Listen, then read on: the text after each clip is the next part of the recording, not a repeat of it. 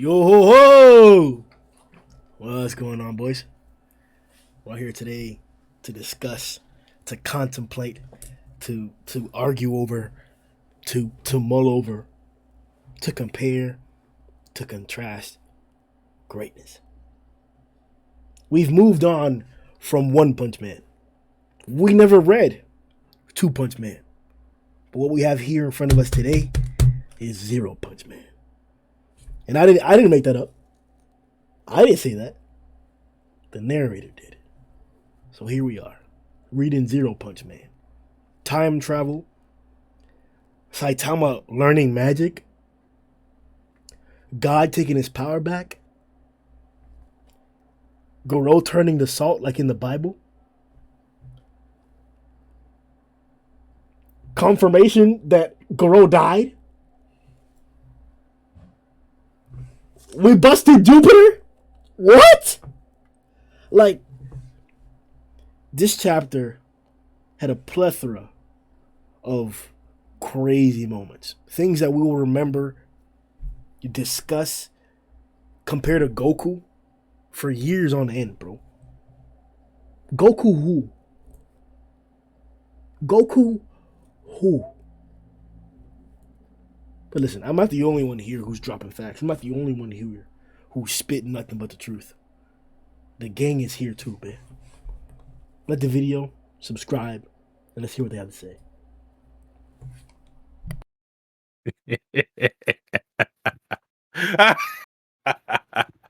Yo, anybody who watched my live reaction, y'all know how I feel about this chapter. Y'all know how I feel about this chapter. Hey, man, for the first time in a long time, this podcast is going to get like super controversial. Super controversial. Not to say that we don't have different opinions, but I think this is the furthest I've been from Grimm or anybody else on the podcast from how I feel about it, because I did not like this chapter. That's all I say.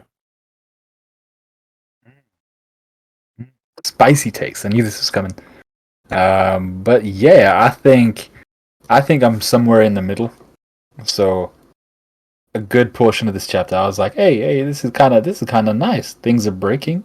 Jupiter's blowing up. We're all good. But then things started getting a bit what we call from Mayans booky. Things started getting a bit weird. And yeah, so then like there was some of the magic technique stuff, some of the copy and stuff. I was like, huh? Like, did we get that before? But then came the moment, which I'm pretty sure is what Satsuki didn't like, and I didn't like either. I was not a fan of the time moment in this chapter. So we'll get on to that. But I'm kind of split 50-50 here. I'll say I enjoyed every part of this chapter. I feel differently from y'all about it. This chapter for me answered the question that I thought about Saitama from the beginning. Is that Saitama is paracausal, and so this answered it to that extent. I loved everything in this chapter. But yeah, we'll definitely discuss. Paracausal. So I'll give you a brief I'll give you a brief rundown of what paracausality is. I don't know if you're familiar with Destiny or not, but Guardians and Destiny are paracausal. They can literally bend reality around themselves. They defy reality itself. So like there's this one raid, it's called the Vault of Glass. They're going against this timekeeper who's called Atheon. He banishes you to either Venus or Mars. But once you defeat these enemies in that area and you come back out of the portal to do the damage phase, on the screen it says Guardians make their own fate. Guardians are paracausal. They affect causality. So basically, that's why they can breathe in outer space, and that's why we see Saitama breathing in outer space, because Saitama is paracausal. He defies reality. He's the fist that defies God.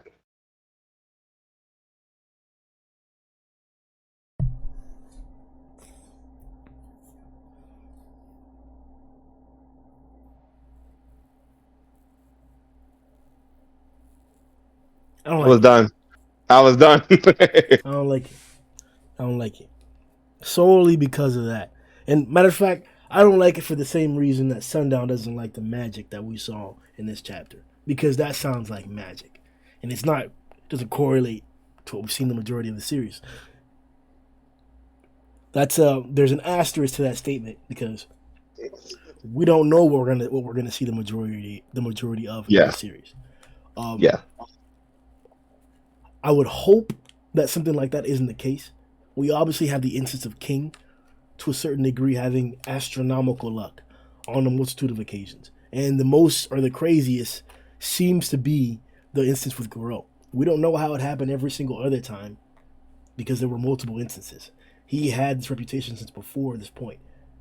This is the only character that I think has any resemblance or semblance to what you're talking about in regards to not being paracausal, but being something close to that effect. Like, this is a character who, because of this, I don't know, luck shit that people are talking about sometimes or whatever, like, because of that, things seems to work how he needs them to be. He's still scared, and Yeah. that's where I'd say the big difference seems to be with paracausality as you're describing it in regards to Saitama, and the closest example I think the series has in King. Mm-hmm. I don't see it as paracausality for Saitama because in particular because of the example that you mentioned with breathing in outer space. Whenever he beats somebody with a single punch, or he happens to deflect the collapsing star roaring cannon, there doesn't seem to be anything like crazily abnormal about that because we know about the instance of his power, his physical strength, Yeah. and that's been consistent since all of the power levels that we've encountered, whether it's the House of Evolution that invaded his house and he was beating all of them, or whether it's Deep Sea King, or whether it's fighting Boros himself. He seems to be beating people with his physical strength. So him Yeah. busting through the collapsing star roaring cannon, as incredible or difficult to believe as that might be, that seems in the realm of possibility of what he's portrayed. But Yeah. I just can't wrap my head around an instance where every single time where he's winning, it's because he's bending reality. It doesn't seem that way. Well, no, so I'm not saying that. I'm saying in this instance, because when he throws, and I know we're like jumping ahead, but when he throws the zero punch, it literally says he's causality.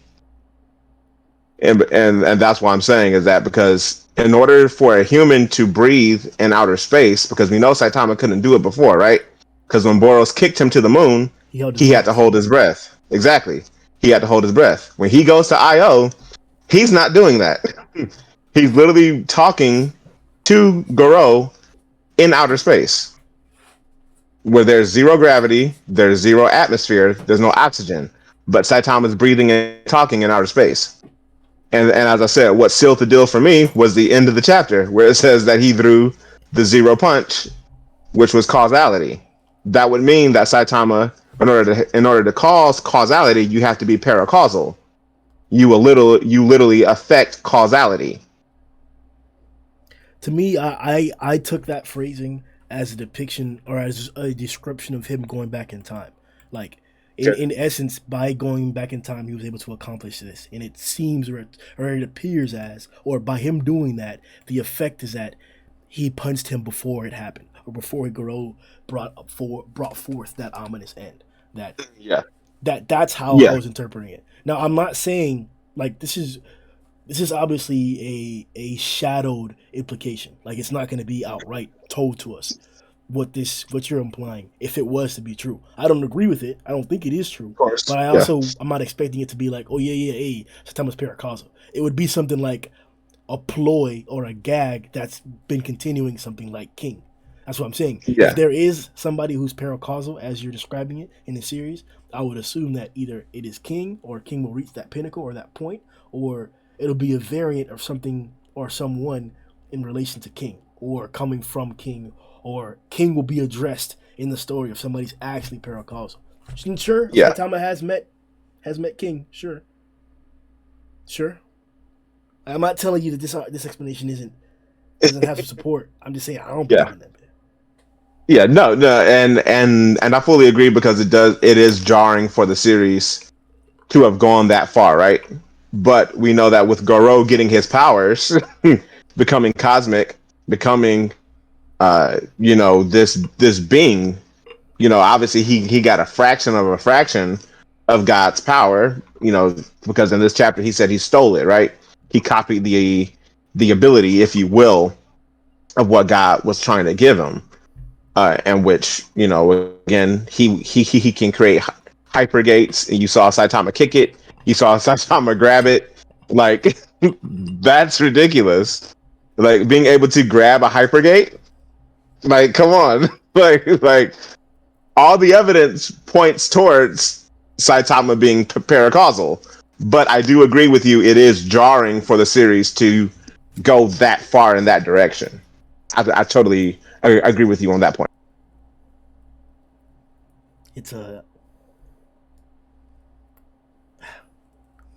It's interesting that's I haven't even heard that discussed or brought up anywhere. Out of the plethora of things that you could talk about from this chapter, nobody's brought that up. That's interesting. And there's a lot to draw from this chapter because we did get development for Saitama as a character.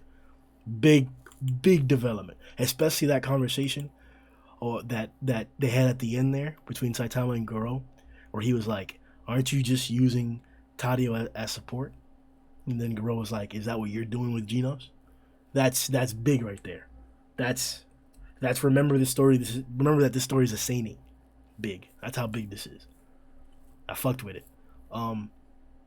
Sure. So we won't necessarily be able to go page by page or walk through this chapter because we started kind of late and this chapter is exceptionally long. So I do have big points that I will address. I will be following along through the chapter though, in case I miss anything. But that's just for you viewers to understand. So the first big thing that I'd like to address, and boy, is this a big thing. Saitama's getting stronger. I got no words, bro. Like, did somebody just join, by the way? No. No, that was just me unmuting myself. That's all. Okay. Some people will try and claim that that's how they saw it, and I won't say that there's nobody out there who believed it, but it was definitely a minority opinion to believe that Saitama's been getting stronger. There's been nothing imply that. If anything, the unanimous conversation has been about when are we going to see the pinnacle or the full power or the full strength of Saitama, because it seems to be that he isn't trying in any of these instances. But now it seems to be the case that at least here, in front of Garou, he indeed got stronger. There's a lot to talk about this. There's a lot that can be derived from just this realization if you're to accept it, because this is a graph. To me, that's more reason as to why you can't accept it, because it's a line graph. So like, it's not like we're translating words anymore. It's a literal line graph. The Japanese use line graphs just like we do, and it's clear that over time Saitama's been getting stronger, exponentially stronger than Garou was getting stronger. This is a comparison amongst rates of growth. How did you guys feel about, and if you believe or saw it as, Saitama just got stronger?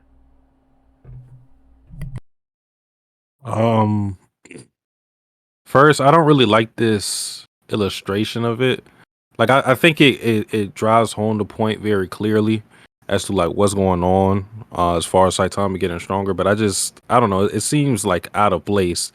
Like we're getting like this cool fight, then we get a fucking like let's take your ass back to calculus. Like what's going on? But but no, yeah. What it seemed to be is that like we already knew about the whole like Saitama having no limiter and all of that. What it seems to be happening in this fight is that literally just like how Garou has had this rate of growth where he gets beat, learns new techniques, puts in his arsenal, and then gets stronger.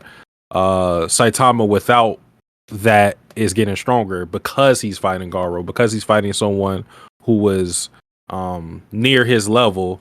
He's been getting stronger throughout the entire fight, and that's what it took.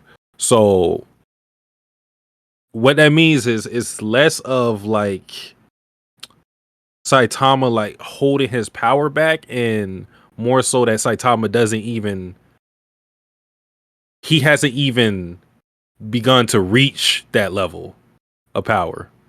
Like, because I think we all have this idea that Saitama is like he's his cap is so high. Like we're not even worried about it. His cap is so high. We're not worried about it. But it's more so he was at a level, but we never seen beyond that.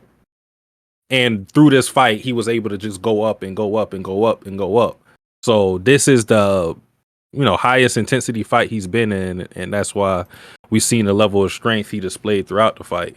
And I think this kind of addressed one of the issues you had with the fight, Grim, which was like, why weren't the attacks, Saitama's attacks, doing permanent damage? As to like, because you're throwing a serious punch, you're expecting like broken bones, something like that, bleeding, and it's kind of like he just eat that bitch Popeye sandwich. But the reason why is because Saitama, they were somewhere near strength, but Saitama was just getting stronger and stronger and stronger and stronger and stronger.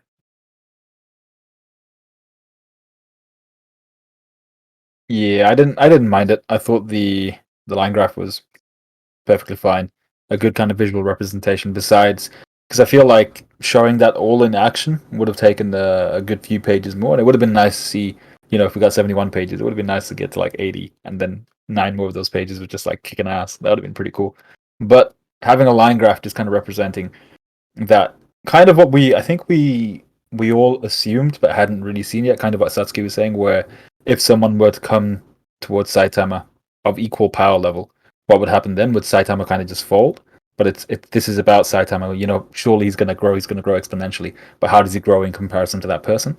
So what we're getting here is, seeing that in this particular instance, because of his emotional investment in this fight, he's growing exponentially even faster than Garou is. So like if Garou's like squaring every time, this guy's like cubing even beyond that.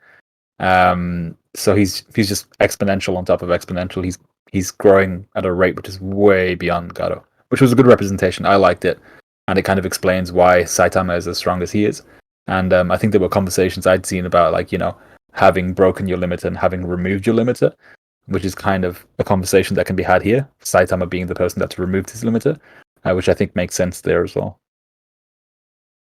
Yeah, because if he broke his limiter when he first beat the crab, and then he started training the 100 push-ups, the 100 side-to-side steps, the running 100 kilometers,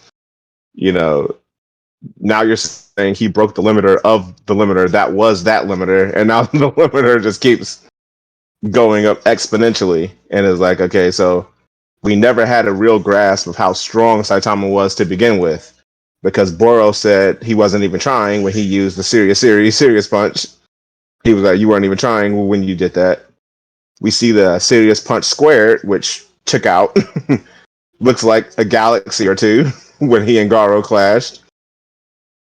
You're still saying that he's gotten stronger than that. It's like, okay, well, as y'all said, I would like it to be that he removed the limiter on himself, however he did it, versus that he keeps breaking the limiter of that limiter, because then it's like he's basically a idea at this point, which it basically is how people would argue what Superman is that Superman is an idea. He's not actually a power, so you can't really limit his power because he's an idea.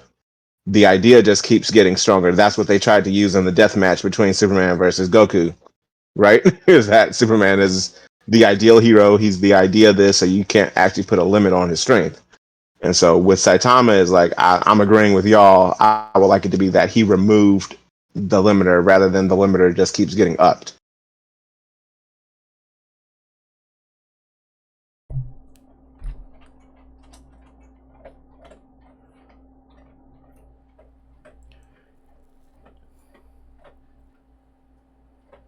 Does this? So I think this is the right moment to bring it up. It's still related to the question of Saitama's getting stronger. I've never really had a problem, and I think this series in particular, more than any series in manga, and I'm not, this is not a favoritism thing, this is a clear analysis in my personal opinion, and I haven't read all the manga in the industry. There's, I'm not talking about power creep, I'm talking about the progression of the story. In One Piece, you started in Skypiea, or you started very, very low, on the smaller islands or whatever. You were collecting the crew, and then the difficulty began to grow point by point, arc by arc. Sure, there were instances in a bunch of the beginning arcs where you encountered individuals who were end of game level strength, but they became relevant in the beginning without their capabilities. But One Punch Man is different.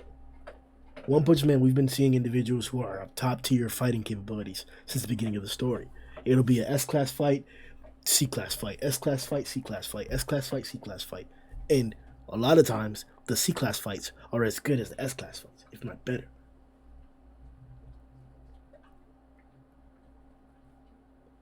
Because of that, I've never really had a problem with like seeing a fight that's so good, like characters that are this strong doing a fight like this, and then the next fight isn't anywhere near as hype, and I'm just like, I've never had the feeling where I lost interest in the next successive fight because the fight before it was so great and grandiose. Maybe we could talk about. No, there hasn't been a case. Even going from the Sairoki fight to the Cadres, it was hyper. The hype grew. The hype grew when we switched to the Cadres fighting instead of Sairoki. This is the first instance where now I'm personally doubting, and it's not a big doubt, whether the smaller scale fights that we're gonna get next in the series are gonna be as satisfying, or if I'm gonna be able to get over the greatness of this fight as quickly. Is it gonna take me 10 chapters, 5 chapters? Will the next fight that I see just blow my mind as well? Like, how do you guys feel the magnitude of this current fight will impact your perspective of the series? Will you be able to go back and enjoy every single instance as we have been already? Or does this change things? I've always said this on this podcast. I think One Punch Man is unique in kind of like how Hunter x Hunter is unique and where like the power isn't necessarily a product of the progression of the story, as in like in Dragon Ball Z with the villains that we face. Every villain is stronger than the other. You go from Radix to Nappa to Vegeta to Frieza to the androids to Cell to Boo, all the fucking Boos. Every opponent is stronger than the last. And One Punch Man, now you can argue like who are the main antagonists of each arc, but it doesn't necessarily go on like this linear scale, as in this opponent is stronger than the next and the next and next and next and next. Because we were having arguments on whether Elder Centipede was stronger than a lot of the cadres that we saw currently, and that was a legitimate argument.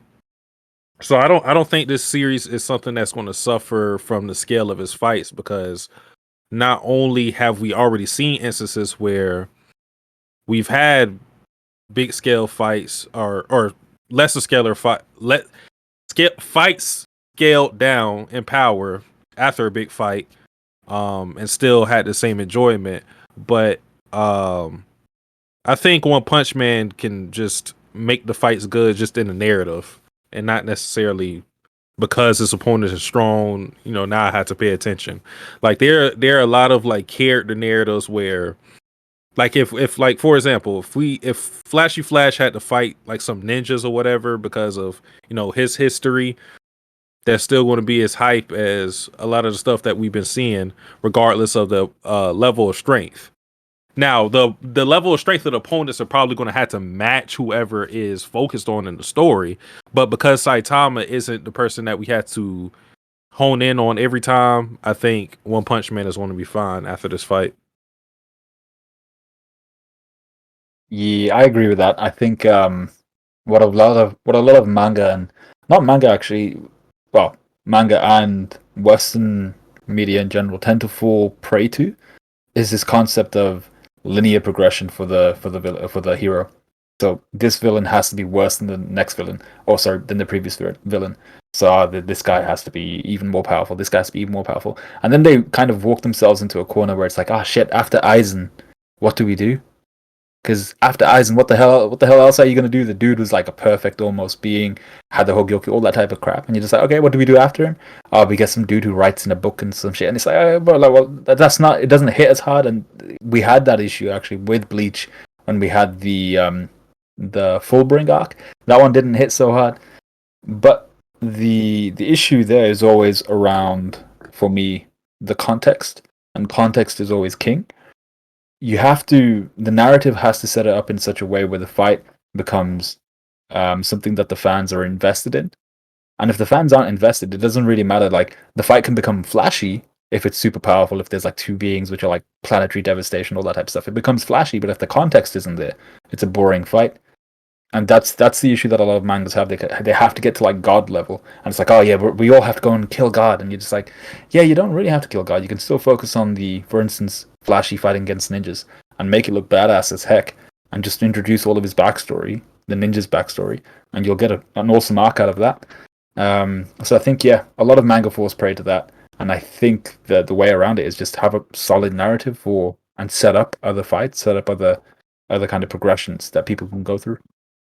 Yeah, very very quickly, I want to interject. Like, this is like going back on the whole Dragon Ball Z example. One of my favorite fights in that series happened in the Saiyan Saga, which was Vegeta versus Goku. That whole fight. And though that involved multiple people, like, that was a fight where, like, again, every villain is stronger than the last. That's the early saga of Dragon Ball Z, but that's still one of my favorite fights just because the narrative of it. Like, it's the classic underdog versus Sword of the Chosen. We know now that Vegeta isn't the chosen one, but at that point, he thoroughly outclassed Goku, and it took a lot to beat him. But that's one of my favorite fights in that story, regardless of its point in the story, with Vegeta being significantly stronger, or significantly weaker than opponents that we faced later on. So I think, like what Sundown said, like, I think the narrative or like the emotional impact is way more meaningful to me than the power. Now, I think a question should be is like, would we care about Saitama fights now after this Garou thing? Like, does Saitama's opponents now have to get stronger and stronger and stronger for us to care? I think that's a better question, because, like I said, you could just focus on a different character and I'm still going to be as invested. Then if that's well put, because I agree with both what you and Sundown said, that not only building a solid narrative and different methods for that character to grow and expand besides just strength, but yeah, you can't just switch a different character and that's fine. Saitama, I think that's already true. I already don't care about anything he does, not a single thing. We've had these great moments already. When Saitama first showed up against Rover, I cried, bro. I was like, no, what do you? I remember that. I was like, you caped fuck, like, PG. You won. I was like, what's going on here? Like, what? Why would you have this man fight this great of a character? Like, do you? And then he had him just hit him hard. That's it. Like, I wasn't expecting that. And I honestly don't like that. Don't like that. He's a monster. You should have killed him, caped.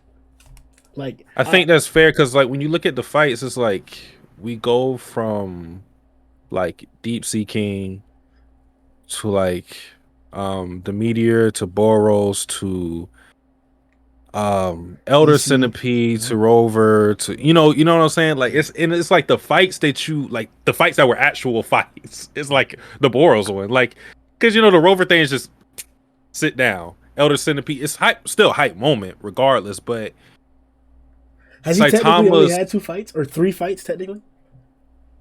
I would call what the Crab Monster fight. Would you call that a fight or not? That's not a real fight. Are we counting Orochi? I mean, I would have counted original fight Orochi, but even then, it would have been like, no, that's still more of a clash, if anything. Yeah, I think it's really hard for Saitama to get an extended fight in a series based on where he's at and where we know his power to be. So, like, the only thing I can think of that would make things even, where like power doesn't have to be like someone doesn't have to usurp Garou on power, is if like hostage situation, like there has to be conditions in the fight. Hostage situation, maybe they can't, like Saitama can't like physically, like they have some gimmick or something where he can't physically touch them or something. It has to be some conditional thing to make up for the strength lost if you wanted an extended fight from Saitama. So yeah. So now, did you want to answer before Madara gets the chance? The question. Yeah, I'll make it. Cool. Yeah, I'll make it quick. So I think Saitama will still have to fight more and more powerful enemies. I think for him that's kind of the predicament he's in. But I still think there is an element of narrative which can help him out in his fights, because he's made mention a few times in this fight with Garou, his own opinion of himself as a hero. He feels like he always arrives to a situation late. He doesn't feel he's a very good hero at all. So are those things he's going to be considering as he's moving forward? And then if people are coming, because like people are just getting blessed with God's power or cursed all over the place now. So like, is that something which Saitama is actually going to make an active attempt to like kind of consider? So if someone's coming to him and fighting him, what if they're actually like capable of killing a lot of people at any one, like in one fell swoop?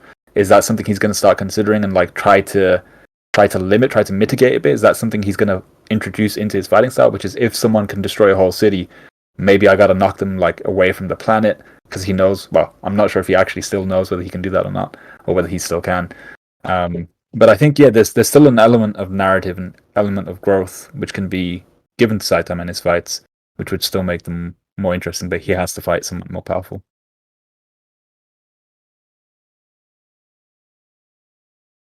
So Madara, whenever you're ready, I'm not sure if you're ready right now, but you gotta answer if the series, what was the question exactly? It was like does the scale of fight, does Saitama have to fight someone more powerful to make it kind of like a valuable fight in the series? No, but that's the second question. Yeah, or will it be a waste? That's the second question. But the first question is, the first question was because of what we've seen in Garou, do the villains now have to get like exponentially more and more powerful because of Garou, because of what he's done? Is that going to make the series boring, or is there still kind of room for narrative fights and stuff like that? I think there's still room for narrative fights, because even when we got Boros and we saw that it took Saitama more than one punch to put down Boros, it didn't change the fact that people still enjoyed the next round of fights that came after that. People still enjoyed Garou versus Metalbat. People still enjoyed, Atomic Samurai going against it was a Rhino dude, right? People still enjoyed those feats from those different side guys, because honestly, even though Saitama is cool, a lot of the main draw after the Boros fight was the side characters.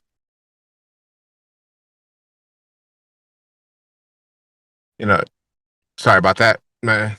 It started messing up, but it was finally getting to like see someone like a Darkshine fight, right? We finally got to see him go all out.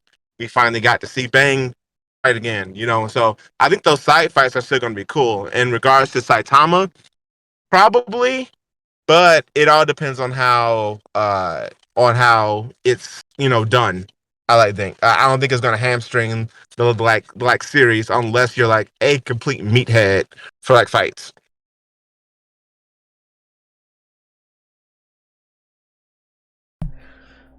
I'm a meathead for fights, but I'm trying my best, bro. And I'm not even. I brought this question up because I think it's an essential question to ask. Like, please don't. I can't even say this appropriately, like, because the things we talk about here do reflect our opinions and how we feel. So I can't give you a disclaimer and being like, the discussions and things we talk about here do not represent the feelings and opinions of the hosts. It does, bitch. It does. When Sundown says that Flashy's cheeks, he really means that shit, bro. When Satsuki's like, yo, Atomic would deflect the Collapse Star Roaring Cannon, he means that shit, bro. Like that's nothing but facts, bro. That's nothing but facts, man. Like he means that bit. So like, I don't think it'll hamper a meathead like myself. So I do have hope for the series in general. Like you guys pointed out, they do an exceptional job already of creating a narrative, which is actually what I'm most excited for next. And I actually didn't write this down as a discussion topic, but the future or what's next after this, like, we probably have to either do a video or have a conversation about all the strings or all the leads that Murata and One have placed for the next arc or for the continuation of the story. Whether it's the Sunblade, whether it's the Flashy Bros still being alive, whether it's Phoenix Man still being alive, whether it's Child Emperor questioning his leadership capabilities, whether it's the fact that Metal Knight didn't want to join the battle and the after effects of that and what that's gonna be, whether the destruction My mask being useless. My mask actually being useless. I mean, we could talk about that because I don't know how much that's gonna impact the story for like his narrative regarding everybody else. Maybe to himself, but I don't even think that. I think he's so cocky that like he won't even care. He'll be like, "Oh, I was just scared because he's just Ugmon. He was just so ugly." Like, no. Amai literally accomplished nothing, and he was out there trying to hype up and talk shit to Atomic, Flashy, and King damn near. Like, fuck Amai. See, you got me talking about Amai. There are many leads that I just named 6 or numbered 6, but there are more. There are very many more that we should talk about in this video. We might not remind me to at the end of this or whenever. We could talk about the future implications, but. Greatness. So moving on here, we've already talked about the whole line graph example, the whole conversation of Saitama getting stronger in the narration. How we didn't necessarily like how it was done, but we understand what it was trying to express to us. In that same sequence, though, we got the greatest feat in the series so far. We once saw an alien with one eye threaten to destroy the surface of the earth. Saitama stopped it. We once had a goo-like, big-tittied witch put her arms in a triangle and cut a portion of the earth off. Created huge tsunamis. Was incredible, bro. Ridiculous.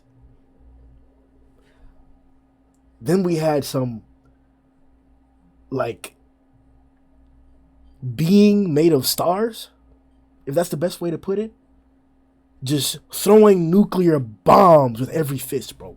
Straight nuclear bombs, every fist, a whole combo, chained nukes. That's what the ED, chained nukes.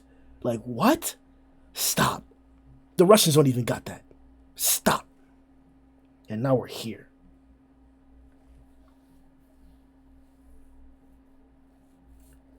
The table flip was that thing. But Jupiter? Like, we're not talking about cutting Mercury in half. We're not talking about, like, flying through Venus. We're not even talking about destroying the Earth. We're talking about blowing apart Jupiter. I don't even think we have the right as humans to make mangas about doing things to Jupiter. What? Stop. This is Jupiter, bro. This ain't Earth. This is not Earth. This is Jupiter, bitch. Like so you want to give feats for Jupiter, bro? Stop. Like, I personally love this. I'm having trouble accepting it because it was so great. That's why I'm harping on it like that. What are your opinions about the Jupiter Buster? Or excuse me, the serious sneeze.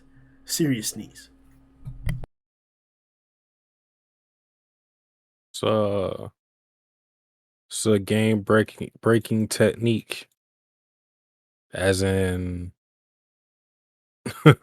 as in like, dog, you get hit with this, hey, that's your ass. That's it. It's over. Career's done. So like, terms of like, just power scaling, like it. Obviously, this is the strongest thing that we've seen in the series. Like, and I think too, like this is one of the things that we can say like without question, because when we were on Earth, there were a lot of different things that we were seeing. Like, oh, is this stronger than this, and this stronger than this? But considering that, like the surface of Jupiter was blown apart by this technique, I think this is like one of the like unquestionably like strongest techniques we've seen.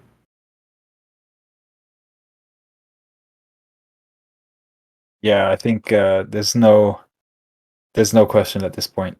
If something's blowing apart half of Jupiter down to what looks like the core, that's the most powerful thing we've seen so far. Bro, I didn't even know there was a core. I didn't even know Jupiter had a core. Jupiter has a core? I mean, I didn't know it had a core. I'm not sure how gas giants work. I'm not into that. But it looks like it has a core of some kind. It's there. No, I looked it up. Does it have a core? Okay. 100% Jupiter has a core. And recently we found out it's bigger than what we thought. But Jupiter has a core. And it also has rings. Fair enough. Jupiter has rings, as opposed to Saturn. Okay, actually, no, it was a Uranus. Or Saturn. No, Saturn's rings, yeah. Also has rings. Yeah, so like this feat is by far the biggest. And actually probably lucky that we got the time rewind, because Jupiter's responsible for like diverting a lot of traffic towards Earth. So probably better for Saitama. Considering what he did with one meteor, this was a lucky break for him.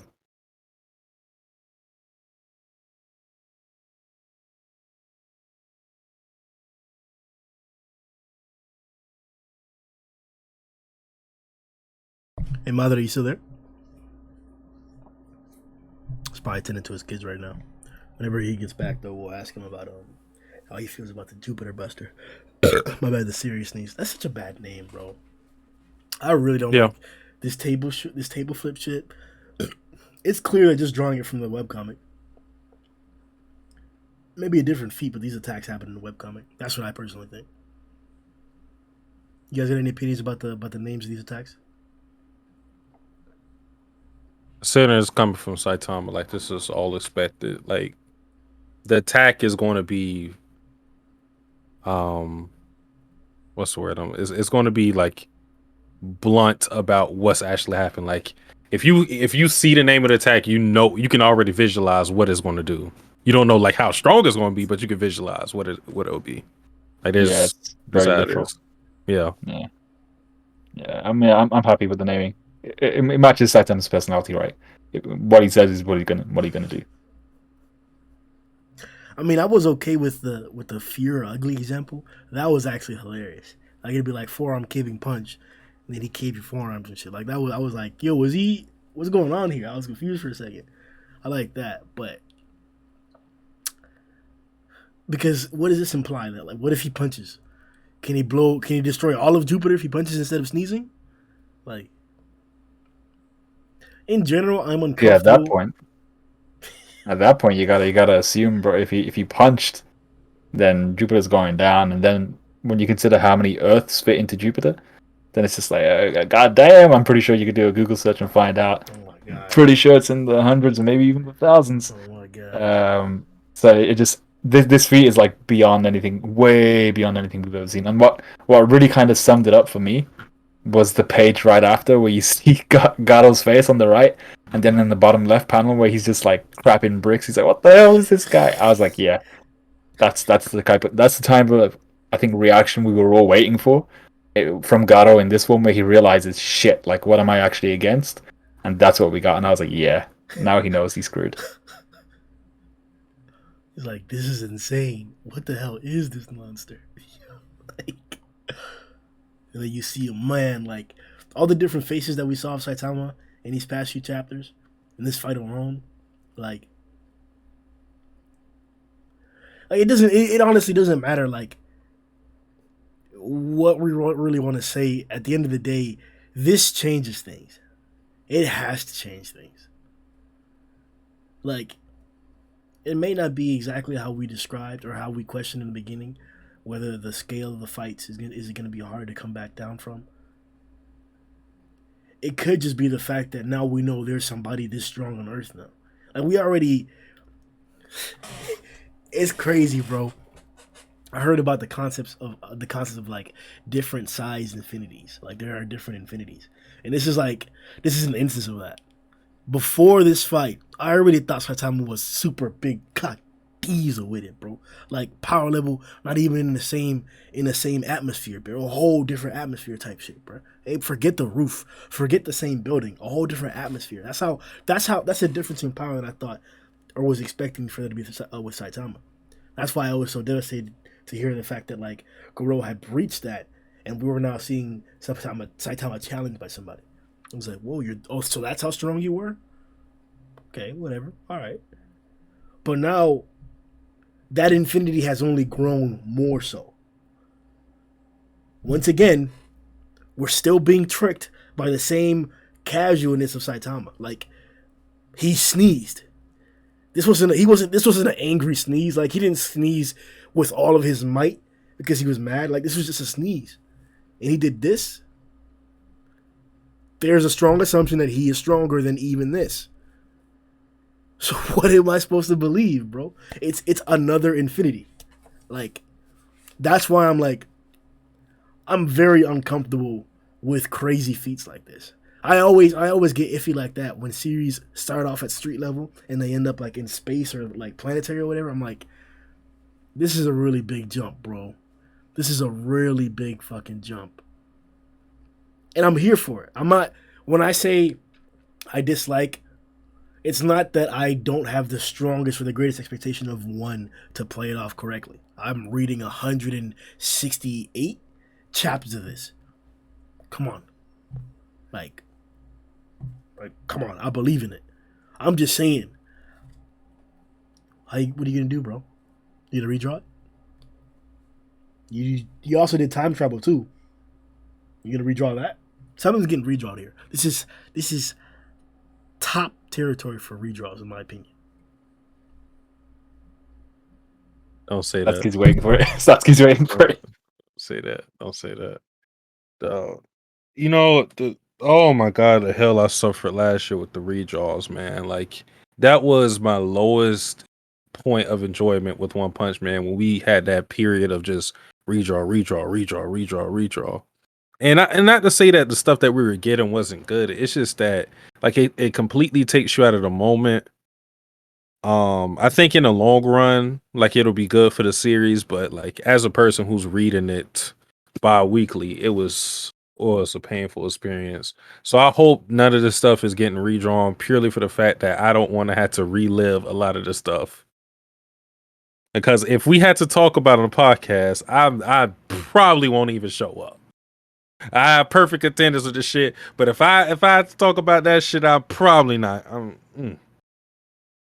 Hey man. So a redraw of 168 could only be bad? A redraw of 168 might be good, might be better than what we got. I'm just not going to enjoy it. Like the fact alone that it's being redrawn is already going to lose me. Because then I got to think at one point, at some point, because Murata and One are working together with what's going on. At some point, I was just going to ask, like, what are y'all doing? Like, no other mangaka that I'm aware of has like this. I won't say privilege, but like just audacity to redraw some shit. Like nobody does that. Like, at what point do y'all just get together and be like, yo, this is what we're doing, and we're going to stick with it? You know, it's not like Murata's going off the cuff, going lone wolf or some shit and just writing whatever he wants. You're talking to one. That. Imagine that, man. They reveal what the One Piece is, and Oda's like, hey, look, man, that didn't hit right. That didn't hit right. Bro. They're going back. Bro. Look, You know the funny thing is, like, One Piece is such a like, it is one of the most discussed series I see. There are already like different, like there's already like discourse between One Piece manga readers and One Piece anime watchers. Like, there's a big difference because of how the filler does it. If there was another variant of One Piece redraw, because it's going to be some people who are like, nah, the original. That's all. That's all I'm counting. Like, if there's another variant, bro, that'll be crazy. Bro. Now the way you put that there, like because you're right, I don't actually know of another manga that does redraws, and bro, with the amount of redraws that we've gotten, bro, you're right to say to have the audacity. Like, yeah, we're like, what? Like Yeah, imagine that, bro. Nah, because like I said, we got confirmation that they're talking to us. It's not like Murata's doing his own thing. So I'm thinking at like what point do y'all get together? Y'all like, okay, this is what we're doing. This is what we got to roll with. Because again, I understand the whole thing of like moving the narrative closer to the accuracy of what the webcomic might give us, you know, from one's perspective. But again, like, why did you do that in the first place? Like, you know what I'm saying? We're not forcing you. You put, like, at some point you were putting the chapters out whenever you wanted to. There wasn't a bi-weekly schedule. Like, you were doing this whenever. Like, it was more like monthly, if anything. So it's not like you're on a time constraint and you're being bound by like, oh, I had to put out the chapter. Like, no, you pretty much have free reign, really. I mean, no, but even back then during the Garou versus Metal Bat fight, portions of that were redrawn. So it's not as if this hasn't been a tool in one's handbag since the beginning. He's had the audacity for a minute. That's a cheat code. Imagine some mangaka like had the notion like, I can redraw this shit. Because I'm pretty sure there have been mangaka who have had regrets as to like what they wrote. For one, just like they look back at the moment. It's like, I don't think that hit as hard. Or like I said, a lot of the mangaka are strapped just from time constraints. Like that's a big factor in why you get what you get, because they got to put it out weekly or monthly or whatever the magazine is publishing. So one Murata A. Yeah. This better I be would, the final product. This better be the final product. yeah, I would say the only mangaka I've seen in recent history do it is the one behind Blue. Uh, uh, Blue. She just came back in May. I think it's because she had to redraw a few of the chapters for her manga. I got to It starts with Blue, but I forget the last part of it. But chapter 131 and 132, she had Exorcist? over and over again. So yeah, Blue yeah, that one. Exorcist? Yes, Okay. yeah, she had to redraw two chapters back to back. One was unfinished, and then the other one, she said she didn't like how she did it, so they allowed her to go back and redraw it. Mhm. So that's the only other time I've seen it. So to like Satsuki's point is like, yeah, I hope we don't get a redraw of 168, because like, how can you redraw that? 73 pages is crazy to go back and try to revise. I don't think it would be all 73. Like, we've got plenty of times, even in smaller chapters, where it's not the whole chapter that's redrawn, maybe just essential parts. Like the whole Eon situation with a My Mask and such. But we have had instances of bigger chapters being redrawn, or whole chapters. The Orochi fight, for example. Doses. Phoenix Man. Phoenix Man. So it's why I brought it up. Like, I'm not the only one. You guys aren't the only one. Because I also agree to a certain extent that didn't like time travel. That was not a hushed sentiment amongst the community after the release of the chapter. So it's definitely something that has the potential to be redrawn. But there's been plenty of things that I wanted to be redrawn that weren't. Like the second Orochi fight. But Madara. Yo, yo, yo, Saitama busted Jupiter. How do you feel? bruh. I don't even know how to feel about that feat. It's yes, Jupiter has an iron core, so it's like okay, it's like he blew away all the gas in front of it and pretty much on the side of it, right? And then he also he it looked like he was parting the Red Sea on Io when he did it too. So it's like it's a crazy feat. It's like that's just is that because he was out in outer space? Is it a cosmic level sneeze? Like, it's just crazy. It's like, man, it's a feat that I had to pause when I read it because I was like, "Are you kidding me?" Like, I stayed on that page for like maybe 2 to 3 minutes, just like this is crazy.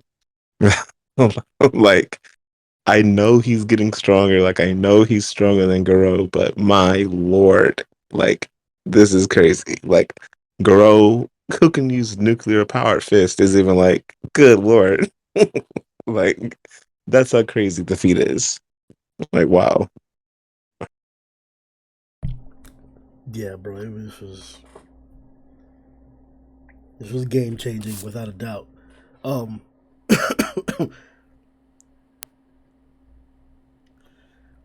so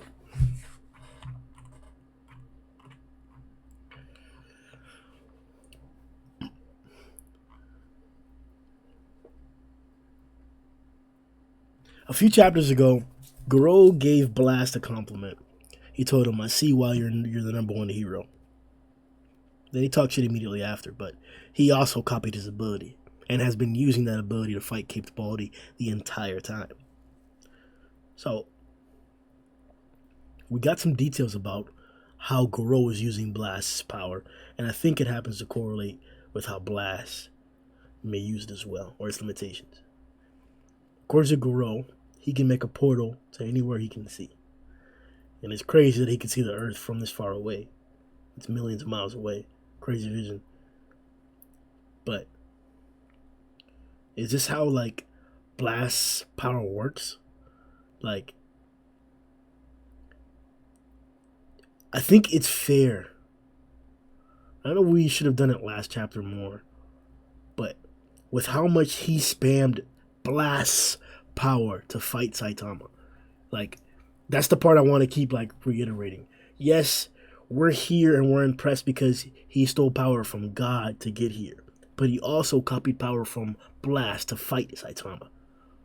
I'm not saying Blast, what he took from Blast is more impressive than what he got from God. I'm saying,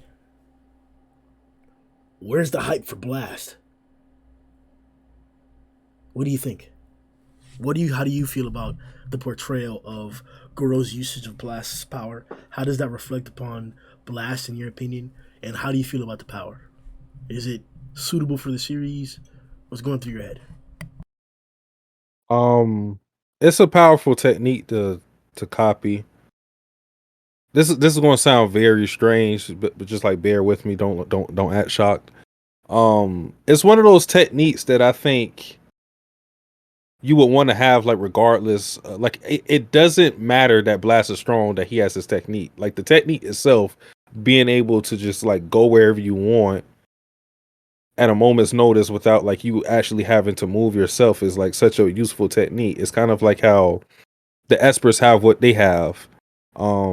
As far as like, we had like someone like Gearspur, not an exceptional talent and power, but like the Esper power itself is so strong that, like, you would want to have that. Like, it's a great complementary technique.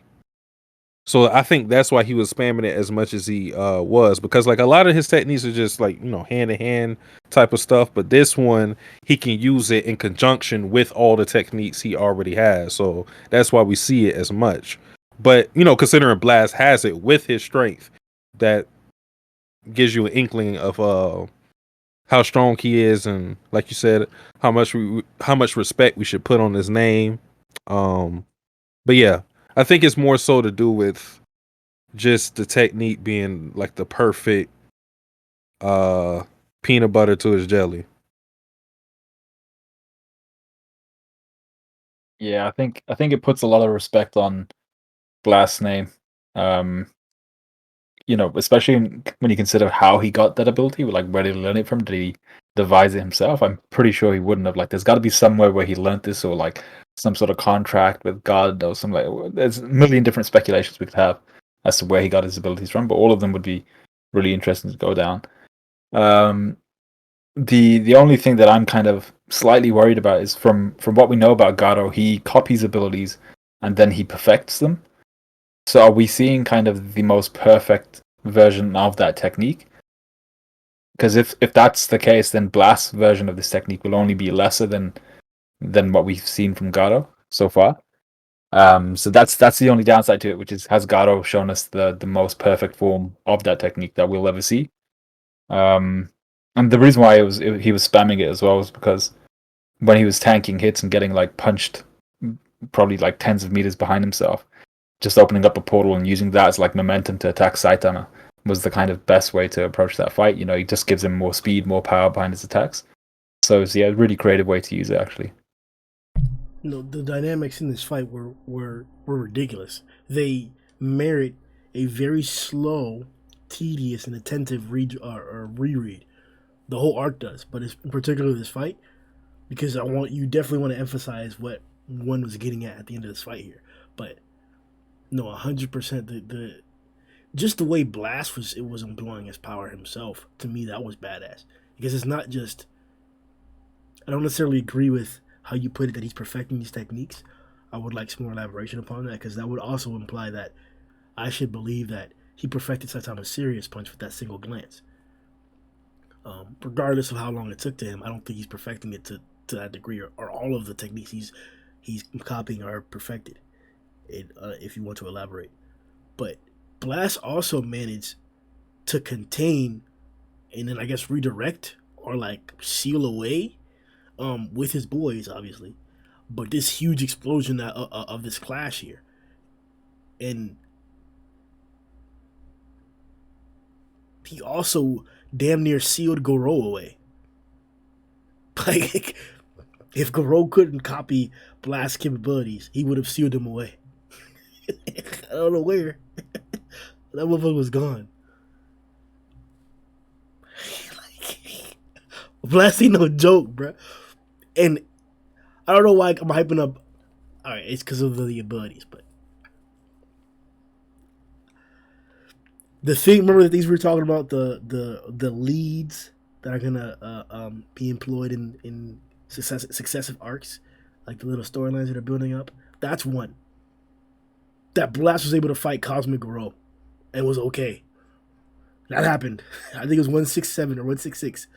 Blast fought Cosmic Garou and was okay. Just fine. Never got touched, actually. I'm excited for those powers. I agree you don't necessarily have to be strong, as Satsuki said, but what is your opinion, Mother? Yeah, I definitely agree that we can't downplay Blast, even though we really didn't get to see a lot of his fighting ability. What we did get to see was, as you said, he remained untouched. So that's a feat. We know that even his first appearance, he got behind Fashy Flash so quick with zero exertion. And, the fact that he's going head to head with nuclear fission fists and it's not affecting him, because that also means that he was able to transport that blast away while he's punching and receiving at the same time. So his synapses are godlike. Again, his feat, even with his crew, was that they're like, who would have thought that like another being on this planet was like you? So they're comparing Saitama to Blast. So that's even a more buff for like Blast right there. That like brings him, fame as well, because now there's someone else who can withstand cosmic rays and not be, as you said, not be affected. That's top tier. Everybody else was falling down dead. Blast was okay. Like it seemed like another day at work for him. So yeah, it was dope. All right. So Garou admits that he took God's power. Before we were having a conversation about, oh, Garou didn't take the power, Garou didn't accept it. God forced it on him. No, he took that power. And the quote that I'm using to validate this belief or this opinion is him saying his weakness. The sequence is here to give full context. Saitama says, "You've been acting really weird ever since you fell down from the sky. Are you sure some weirdo didn't do something to you?" And Garou replies, "If they did, it's because my spirit was too weak." That's a direct translation that his will was too weak. He took that. He voluntarily took that. Does that panel sequence, does that dialogue give you a different perspective than mine? How did you read that? And what do you feel about Garou and how Saitama questioned him?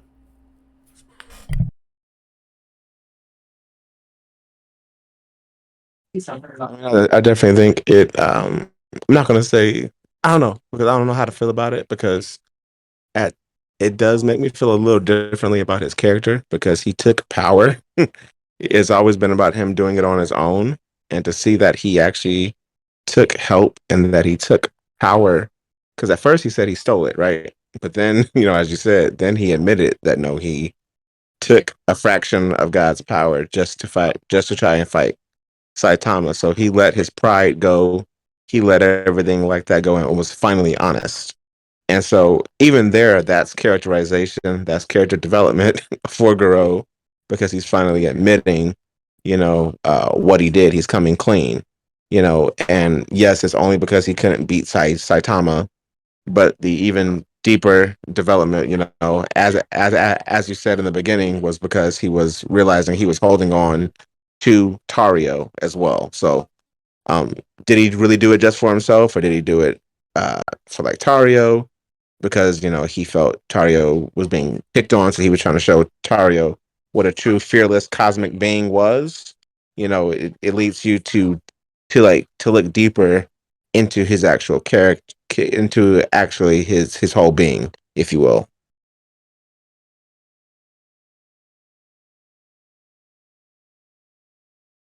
Yeah, I wasn't sure whether this panel was directly referring to his power, because it says you've been acting really weird since you fell down from the sky. That's when Garou slaps away the hand of God that was offering the contract. Are you sure some weirdo didn't do something to you? And he says, if they did, it's because my spirit was too weak. So it might be kind of twofold here. It might be talking both about the power and then the kind of what Bang was speculating, the fact that his personality had changed. So, has someone done something to you? Yeah, my spirit was too weak to change that personality thing or to stay away from the personality change. So that's kind of how I read it first time, but I think you guys might be right as well in the sense that he did kind of accept the power, but once again he says if they did something to me, so he's not acknowledging that someone did do something to him. He's like, yeah, if someone did do something, it's because my spirit was too weak. So it doesn't sound like, once again, an accepting of the power. It sounds more like, there might have been a case where he just kind of gave me something, that kind of thing. I think, and let me be clear, the way you interpreted it is what it's literally saying. So that's literally what it means. I'm saying that deriving from the dialogue as well, it's also implying about the physical power, not just his emotional failure. Like, and to me, the dialogue that we got from God when they had that exchange there, the fact that he said, "You still slap my hand," that wasn't some like, "Oh, you touched my hand still, you're gonna get it still anyways." Like, no, it was like, you still touched my hand. Like, Garou may be saying, like, I don't need anything from you. You still touched it. You still did it. That's why, to me, that's why I'm gathering that from that. And once again, this is just my interpretation. It verbatim says, if they did. So it's all yeah, it's a bit of a tricky one because there's that whole period after he receives the power where he's kind of gloating about having received the power. He's like, "Oh yeah, I feel great right now. I could run a mile in 2 seconds," and you're just like, "Yeah, but that's not something you earned," which is kind of going against, like Madara was saying, going against the whole point of Garou, which is he's going to earn all of this himself through blood, sweat, and tears. So the fact that he was gloating about it, but then the fact that he didn't seem to really quite recognize the fact that he had actually received a whole chunk of power, a whole like exponential growth, was also there as well. And like the fact that Bang was saying, actually, your personality's changed a bit as well. So there's a whole bunch of different things here where it's like, is he? Do we accuse him of kind of being cognizant of the fact that he actually straight stole power or took power from God, or is it still more of a question of actually maybe he thought this was all him all along?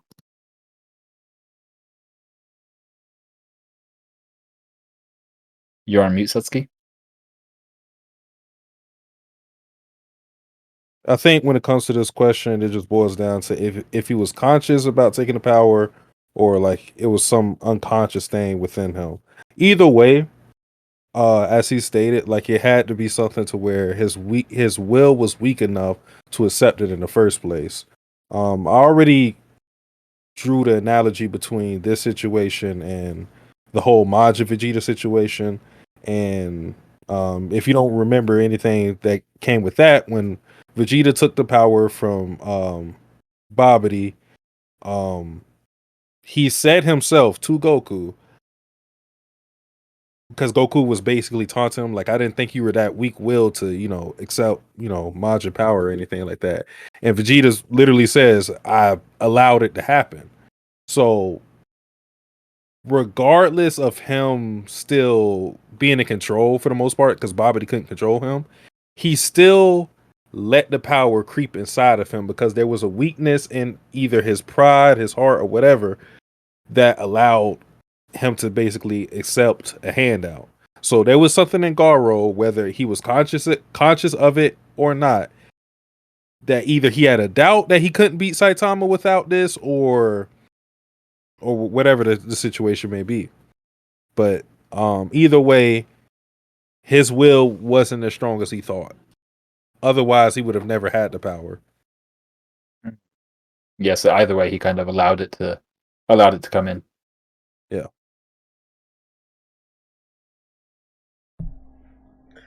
I'm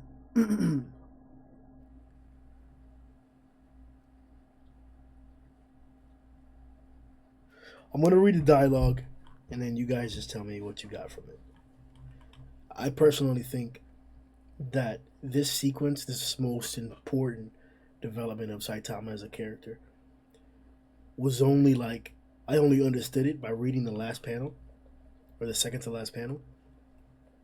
But if you guys understood it beforehand, I'd like to know. So that's why I'm asking. I'm just gonna read it, and you tell me your opinions.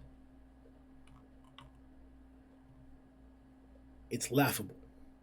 If I can't beat you, I can't become absolute evil.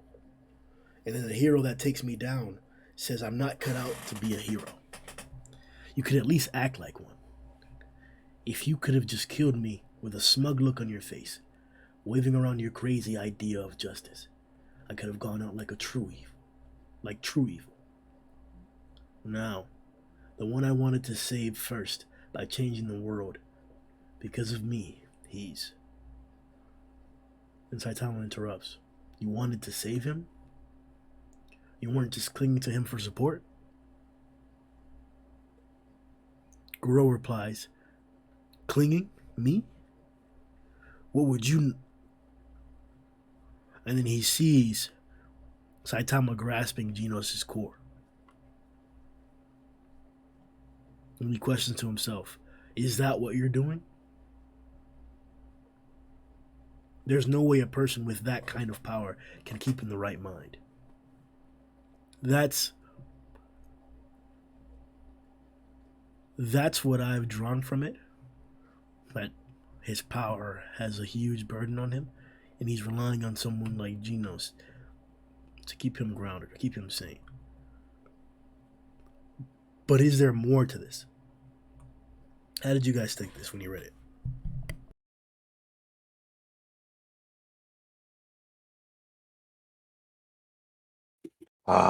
This when I was fighting demons in the chat. I can't lie. This gives more. I'll say this. I'll say this first. This gives more credence to the fact that Garou just wasn't in his right state of mind throughout the entire fight, and that what we saw, all the dialogue was like some semblance of him being controlled in some way. Because this, hold on. This man saying, looking at the core and saying, "Is this what you're doing too?" Made me so mad because I'm like, bro, he literally ripped the core out and passed it to Saitama. Like that was a taunt. He knew how that was going to affect Saitama. That wasn't some shit that he just did. You know, he just did that and it was like, you know, you knew what you were doing.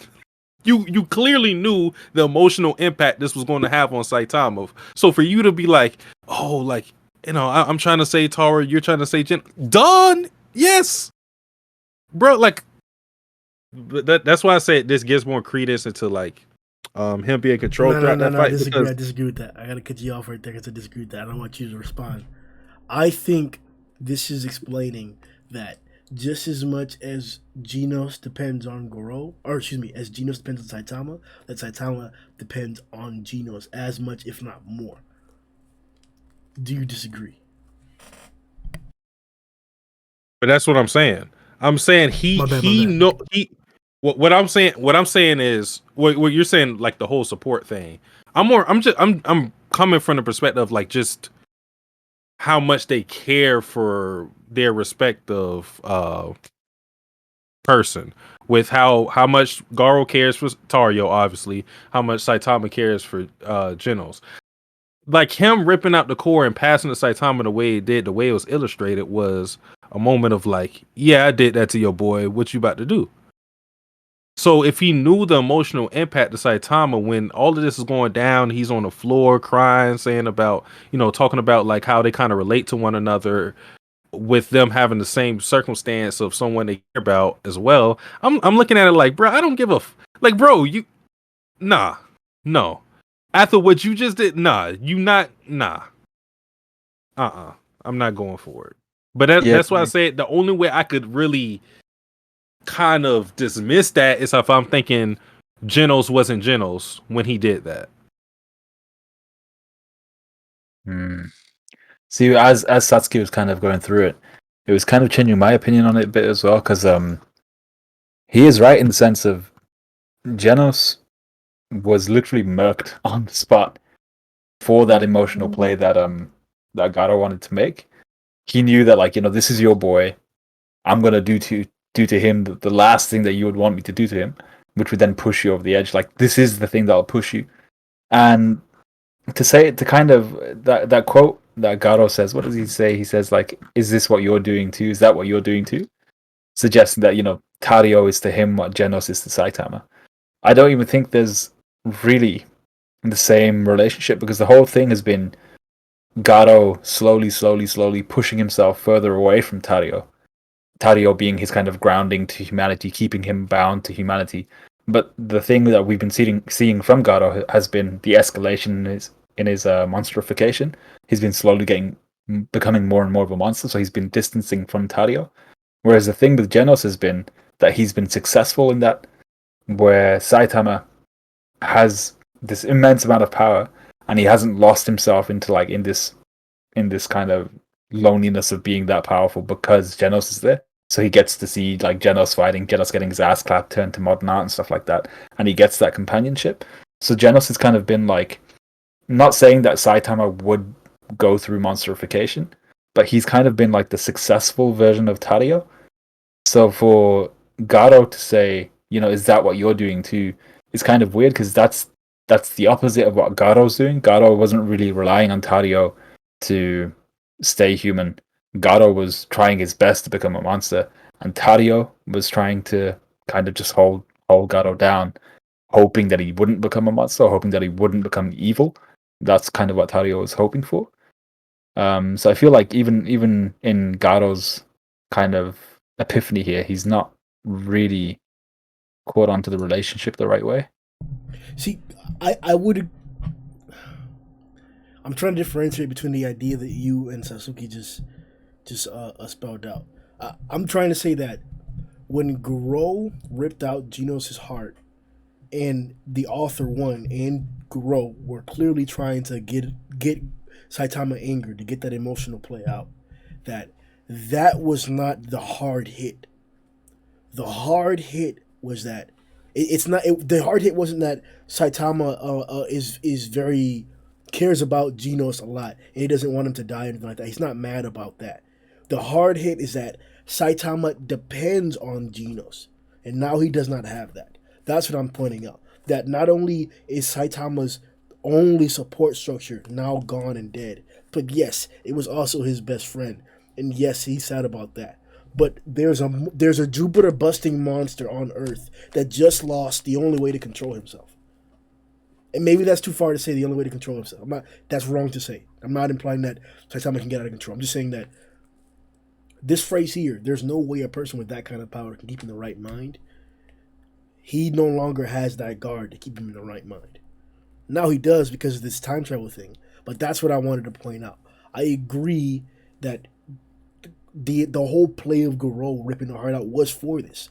So what do you mean? Oh, is that what you're doing? I agree with that. And I also agree that, yes.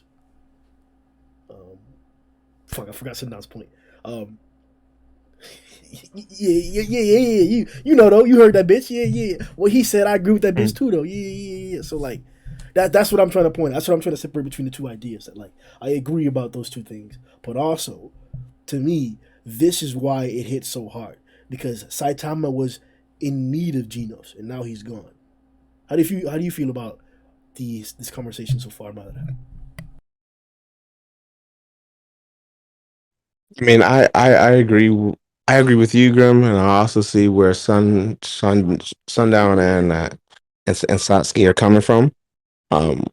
Because Saitama, it does make it seem like Saitama, even though he didn't want to be Genos' master, he seemed to always want to push away that role that seemingly really grounded him. Right? It's what kept him from accidentally blowing up Jupiter, or it kept him from, accidentally going too far. Because that's why even against an opponent like I'm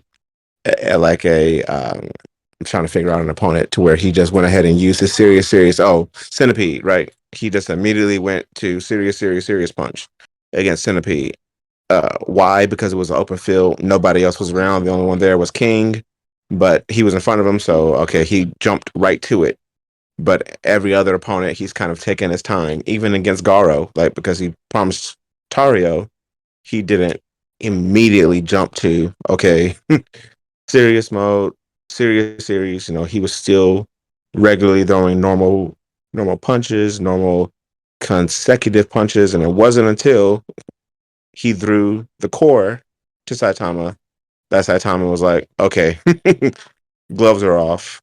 Because even when they got to IO, he's like, shut up, dude. We're not talking. He's like, we're just throwing hands now.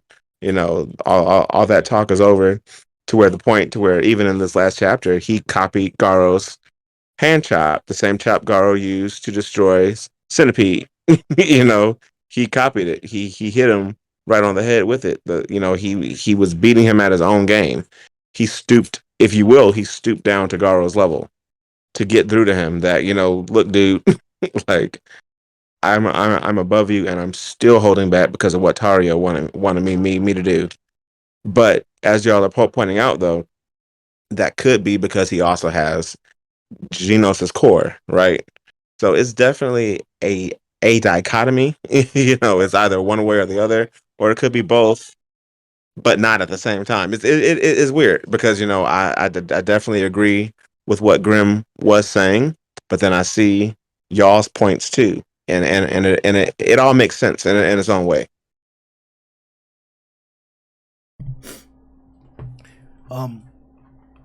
So we've already talked about a few times now how we feel about this time traveling learning technique. Garou, after seeing the fault of his ways, endeavors to ensure that Saitama and Tario audio in particular, can avoid this ominous end that is Garou. And to be literal, he's referring to the events that have occurred in this ending that we have here, which is why it matches exactly with the dialogue and the actions that he sent or showed Satsuki to go back in time and stop these events. Okay, that all makes sense. What we didn't want to see is this retconning of events. Time travel as a way of resolving problems is almost never an exceptional way of doing it. I personally believe Avengers Endgame was a throwaway movie because of that instance. But there's more. Let me just keep it short. Did Garou redeem himself by showing Saitama how to go back in time and avoid this ominous end? Or has his hero hunt been enough to condemn him in your mind? Did him eradicating or being willing to eradicate all the heroes in the surface, did that convince you that he was irredeemable regardless of what happens? Even though it hasn't happened yet. The fact that he has the potential of doing that, has that made him irredeemable to you? Or was that just God? The fact that he took God's power and that pushed him to that brink, does that make him irredeemable to you? Was Garou redeemed by showing Saitama this technique? So, throughout this whole arc, like we've been asking, is Garou going to die? And I think that kind of answers your question, or like it's getting around the question, because we're saying like if part of that question has to do with his power, and part of it has to do with the whole redeemable factor of it. Because if he is redeemable, then yes, you probably should kill him. What's been going on in this arc is a whole bunch of caveats as to like that very question. Because not only do we have the question of was Garou in his right mind as all these events were happening with the whole Jupiter thing and outer space, we have that caveat. We also have the whole caveat of him kind of being unaware that he was killing all the heroes because of the whole, you know. And then it's also the fact that he hasn't technically, like I'm saying, in a one-on-one fight, he hasn't killed a hero, which is going to allow him to seem more redeemable to us. So there's a lot of caveats and there's a lot of contextual moments we have to look at with Garou as it pertains to this question. My opinion, he shouldn't be redeemable, but he's going to be redeemed. The reason I think he shouldn't be redeemable is the fact that he said, I want to be absolute evil. And for him to be absolute evil, not only that he has to be the pinnacle of strength, but I mean, you had to prove that at some point. You can't just be a symbol of fear or whatever without actually showcasing it. And sure, he's been doing it with monsters, but like, what's going to stop that with you doing it against like people who we deem as good people or like on the hero side? So because he had that motivation, and even with us going to time, that still should be his motivation. He shouldn't be redeemable, but he's going to be redeemed, I think. Yeah, so I think the Garou who perishes, who dies, turning into like that husk, he, in my opinion, is irredeemable. We're gonna talk about that. Mention that if you want, or mention that in your right now. Talk about that. How he turned to salt. Like in the Bible. Yeah. So yes, I don't actually know what the biblical story is. So if anybody else wants to fill on that, but yeah, he just basically it's Sodom and Gomorrah. It's when God destroys it. He tells Lot, his daughters, and his wife not to look back, because if you look back, you will surely turn into a pillar of salt. Lot and his two daughters don't, but his wife does, and she turns into a pillar of salt because she looked at the abomination that God was dropping on Sodom and Gomorrah because of its sins. Because she disobeyed. Yes, okay, so that makes sense. So yeah, so he was turned into salt a lot like that, and Saitama actually mentions it because he's lapping up a whole bunch of salt. He's like, "Hey, this don't taste right. What the hell's going on here?" But yeah, so Oh man, that was whether he's irredeemable. Yeah, so this version, the future version, I suppose, of Garou was irredeemable because, like Satsuki was saying, he was aiming to become this absolute evil. That was his thing all along. So now that he's gotten to this point, whether or not he's being kind of manipulated by someone, this has been your whole end game. This is where you wanted to be, and to then only kind of reverse your decision when you see that it's affecting people you love, i.e., Tario, negatively, i.e., he's dead. That doesn't play well with me. It's like, you can't just say, okay, I'm gonna reverse all this shit because now it's affecting people I care about. So yeah, but what about the guys that you just kind of gave, like, you gave the quickest form of cancer to ever, like, it's never happened before. These guys just got completely irradiated and died on the spot. People's hair was falling out real quick. So I'm just like, yeah, that guy was irredeemable. The current Garou, where we go back in time, he still hasn't actually murked people. So is he redeemable in the sense of should he be forgiven? I still think he's irredeemable, but I don't think he's like quite for like death sentence. I think he's just like, yo, lock into me real deep and dark. That's about it.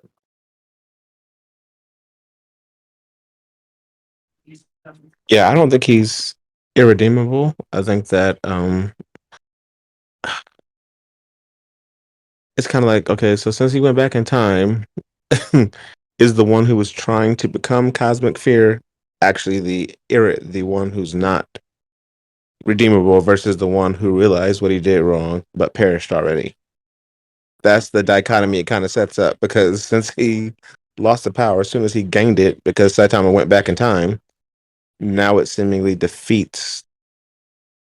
It's like, okay, is he truly going to learn his lesson?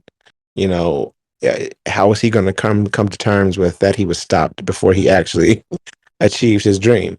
Because future Garou achieved his dream, right? But he lost, and then he realized why he lost. But this present one that just had the zero punch landed on him hasn't experienced his dream yet. So it's going to be interesting how they answer that question. Are they going to keep on going back around this same uh, tree, or are we going to get a resolution to Garou's story arc? I think that's the real question. I like the way you put that. The zero punch. Ooh. The zero punch man. They go hard. All right, so that's pretty much everything. There's a few things we can touch on that are minor points, but they're not really that major. You can see us discuss them in the reviews. There's some weirdness, in my opinion, about Saitama not remembering very much after the nuclear punch or the gamma ray that he got hit with before all this happened. Even when he fused, but he remembered that Genos was dead. I don't know. Maybe it's just the fact that he has Genos' core in his hand. Maybe that's why he said that dialogue there at the end. But I don't know. Yeah, that's pretty much it. All in all, this chapter was great. Saitama goes back in time to stop uh, uh, the advent, or this how this end as Garou puts it, and now we're anticipating the next event. Garou, this current reiteration of Garou, and I want to say this: Garou is dead. The Garou that we've been following from the beginning that started the hero hunt, he died on Io. Or excuse me, no, he died here on Earth. Yeah, turned to salt. And then Saitama went back in time to a different timeline, or same timeline, whatever. So that's why he fused up like that. Went back in time to stop that same Garou from doing all of those events. So Garou did die. That happened. And then we went back in time to stop that from happening. Just want to point that out. Besides that, any other thoughts before we head out? Nope. I just hope the whole memory lapse thing is answered. moving forward, because I don't know which direction they're going with that, and like whether Saitama, because I think the way they're going is that Saitama isn't as powerful as the future Saitama we had. I think they're gonna. Whoa, are you saying that he's not? He can't a serious needs again. He can't do a serious needs again. I don't think he's gonna be at that power level. No, I think that's the opposite. I think that it literally implied that the reason why he was able to hit Garou or beat Garou right now is because that's what it said. Matter of fact, I'm gonna read it. Hold on, I'm gonna read it. That punch, abnormally powered up on Jupiter, went back in time and landed before it was thrown. Because remember, we're talking about them being on a similar level, power level, until Saitama started to grow exponentially. But just my interpretation. All of that. But that zero punch occurred before he fuses with his kind of past self, Saitama. And when he fuses with his past self, we see that memory lapse where he's like, what happened after that gamma ray burst. Right. But he seems to remember Geonos is dead. So then it's like, okay, but what power level are you at then? Are you at future Saitama's level, or are you at current Saitama's level where he was fighting against Garou the first time? Because I am assuming that he lost the ability to go back in time, but that's because of memory that he forgot to do it. That's interesting. That's interesting for sure. The fact that he fused with his original self after the punch that took out, or the punch that got powered up on Jupiter. Does that mean that he lost all that power that he built up on Jupiter? Sorry. What do you think about that, Madara? Do you think he's lost it? You think he lost it? I mean, because he fused with himself. It's difficult. I don't think he did, but because it's him. Like, nothing's changed besides that. This version just doesn't remember that he fought. He doesn't remember that he fought him on the moon of Io, but because he doesn't have a limit, I would say no. He just has to unleash it again, right? Because it's in him already. He just has to find an opponent worthy of him pushing that far. Garou is the first opponent that's been able to withstand a serious punch. The first, the opponent has survived it. Even when he fought Orochi, did he even use a serious? It was just a normal punch when he beat Orochi, right? I think so, yeah. Yeah, it's just a normal punch. So Garou is the first opponent who survived a serious. And so, yeah, I'm with Grim. I think he still has it. He just has to be pushed to that degree again to use it. Yeah. So I agree with you guys there. I think he still has the capacity, but whether he's there currently, I don't think he's there. I think they're one and the same. I don't think you can differentiate between those two definitions in this instance. I think to have the potential means that you have the capacity. Like, right now, I have the potential energy of lifting, let's say, 300 pounds on a bench. Yeah. I'm not doing it right now. Yeah. So you don't have the capacity. You see what I mean? Yeah. You have the potential, like Satsuki has the potential to deadlift 400 kg. But does he have the capacity currently to do so? I don't know, actually. Does he have the capacity to do so, Satsuki? Yo, I'm weak as hell, man. Yo, glute game that strong? I'm dead ass. Tomorrow I'm gonna hit the court, work out a little bit because I done got fat. So nah, we not there now. We not swole Satsuki. I can tell you that. All right, well, like the video, boys. Topics like these are what we like to explore here on the One Punch Man podcast. There are many of them. We've done them for quite a while. Check them out, man. We got some more channels here with more people that also do content on One Punch Man. Some people couldn't make it this session, but they also do content. So check out all of those channels to watch One Punch Man and the like continuously. Yo!